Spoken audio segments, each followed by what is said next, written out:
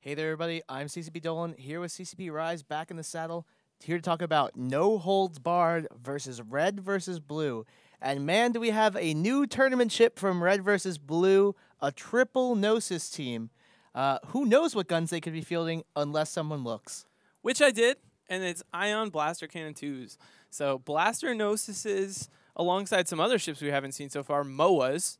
Also decent blaster brawlers. I think this is actually like get on top of you and do tons of damage blaster team that Red vs. Blue has brought, even though it definitely does not look like one. But they have been one up by blastered by another get on top of you and do tons of damage blaster team. Time to fight. Yeah, and there's a little range between the two teams to start. No Holds Barred put some of their Brutixes down at 0 on the beacon, but the Red versus Blue team started out at range, so there'll be a couple seconds at least before damage starts, but not much because they are just diving straight in. Yeah, and do you know who's not diving in, which might not pay off, is No Holds Barred isn't diving in. So if Red versus Blue just jumps on this... Look how much that Gnosis got bumped. It was like flying away from the fight. So Red versus Blue has gone all in immediately. Just dumped everything they possibly can into this brawl. They're going to try and shoot down, and they're already blasting through a Brutix Navy issue. Look at this damage. This is the damage from all of these Harpies and Hawks, plus the Gnosises, which are 666, can fit their bonus to all weapon types. So they're just like obliterating people. And the Gnosis just catching at the end of shields. The really strong reps from the Basilisk with the Vulture Links is really strong here. A crazy fight. Brutix down. This is actually a fight that could switch, by the way, because what? The Basilisk is okay. The Basilisk has switched reps. For a while, he was repping the wrong Brutix Navy issue, and that's deadly. Like when you have this many of the same ship, you can't just be like rep the Brutix. Brutix is going to go down though, even with the reps. I was going to say an interesting story in this fight as a Gnosis starts to drop for RVB is that the E-War on both teams is really different. There's tracking disruption, making it really hard for the Brutixes to put out their damage, whereas there's tons of ECM on the No Holds Barred team, making it hard for the RVB teams to get locked. So if they lose their logistics lock, for instance, for a second, it could be a really big deal. But there has to be ECCM running on that Basilisk. There may be even an info link on that Vulture. We don't know at this point. But like the Basilisk is repping the whole time, and the Basilisk for the No Holds Barred team missed reps. Like you can't miss reps when you're just brawling like this. And they, like Red versus Blue went all in. No Holds Barred kept some of their support out, potentially unwisely, trying to keep those Herons safe and just damp. But damps don't really work when you're just all going to sit at 0 and punch each other. The damps have to be used on the Basilisk. They have to Gnosis down, by the way.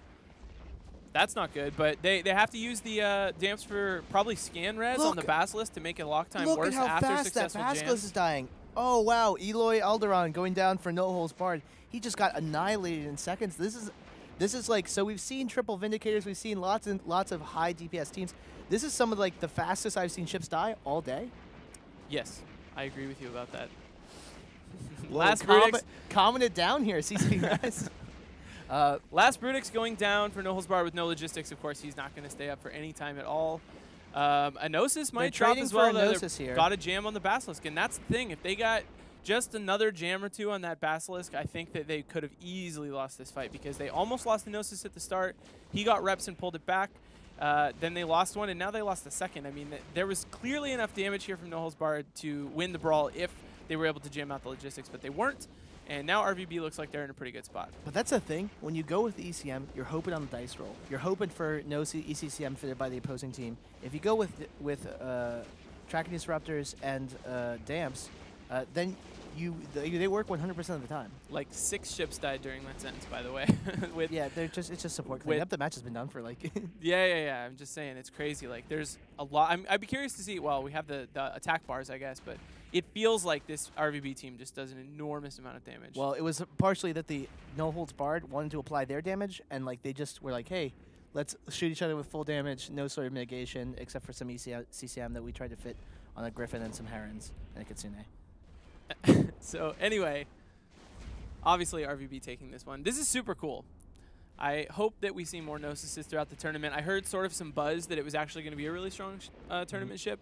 I wonder if the fact that it doesn't do very well against some of the battleship setups made it lose some favor, but I'm not sure. But obviously this is pretty awesome to see it used. It's also awesome for our schedule. Hopefully trying to... Are we behind? Yeah, we're a little bit behind. We're just trying to catch up, so we might not be quite on the published schedule, but we try and get as much spaceship explosion action as possible into this Alliance Tournament 11 So we see here just the Vulture, the immense tank of a Lynx Vulture. I love that they brought MOAs. Why MOAs instead of like Vexers or Thoraxes? Do you know why? Because I don't know if the camera can get a good angle of it. Oh, we switched off. Actually, I think I know why. Don't they have a shield resist bonus? Of course they do. Yes, they do. So it makes it good with the Basilisk. A little more survivable and similar damage. Yep. As well. Similar damage. I actually like them because if you look at them from the front, they look like a dinosaur with a briefcase. That's true. Yeah, that's it's one of my favorite models in the game. I love asymmetrical models. Many people don't like them, but Gnosis, super symmetrical. Gnosis, very symmetrical. And they're just burning down the rest of this Vulture now. Of course, that's the most tanky ship on their team. It actually is repping, so an ASB on that Vulture, that's a little unusual. I like to.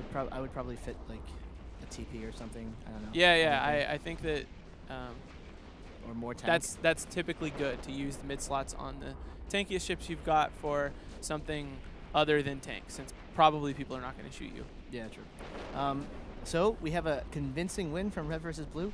Red versus Blue advancing to the next round through the undefeated bracket. No holds barred, dropping down as we see this Vulture just getting cleaned up. That was an exciting match. That was an awesome match. I think both those teams look really strong, and it was definitely a good pairing between them. I mean, it definitely could have gone either way. Yeah, I would like to see how these setups stand up against some of the others. So specifically this. Yeah. Seeing the RVB setup versus battleships, Dominic's or some of the other battleship setups like the Rokapel Armageddon setup or something like that. I think it would just get like totally trashed by the Armageddon Rokapel setup, but I'm not sure. I'd love to find out. Don't doubt RVB. They. I am doubting RVB is what I'm known for. As long as they don't bring Blackbirds. That's the match. Congrats to RVB. We'll be back in just a second with W Space versus the Initiative.